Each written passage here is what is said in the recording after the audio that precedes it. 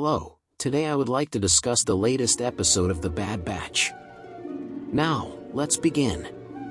The episode starts as a usual filler one as the Batch had to go retrieve something for Sid so they can get paid.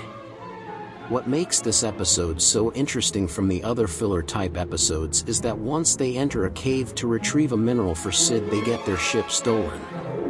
This is very important, and I'll explain why in a moment. They get the highly explosive mineral and try to return to their ship only to find it gone missing. Then, they try walking to a nearby town to get a ship but are caught in a storm and are forced into a cave. They drop the explosives and it blows up from the lightning, and this traps them into another cave. Omega starts panicking and says they need to get out and get their ship back because she doesn't want to lose her friend, Echo, in her home. Tech tells her that it is unlikely and she storms off. Hunter, Wrecker, and Tech try to clear all the rocks out so they can get out, and while doing this, Omega is trying to deal with the sadness of losing so much so soon. Please remember that she is just a child and children can be annoying at times but are still good.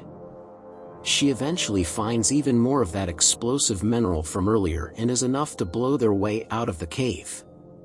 While she's doing that, Hunter tells Tech to go apologize to her because he was a little harsh. He goes to her and sees she's collecting all this mineral and helps her out. She basically gets all of it except for one risky one and goes for it only to fall down into a dark hole which leads to water. Tech goes after her immediately, and this really shows how much he cares. He then apologizes to her, and then as Hunter and Wrecker join them with all their new explosives, they escape the cave and go to an abandoned town.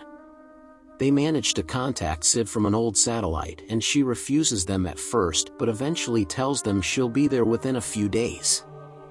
End of episode. Keep in mind that she's aware they're in the middle of a storm and have very low rations. She just doesn't care despite how many times they've helped her out. She doesn't seem to be a good person at all, and I'm not a big fan of her anymore.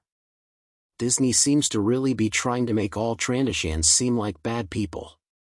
Anyway, they left a lot of potential for a part 2 of this episode, and I really enjoyed it. Let me know what you think in the comments below. That's about it, see ya.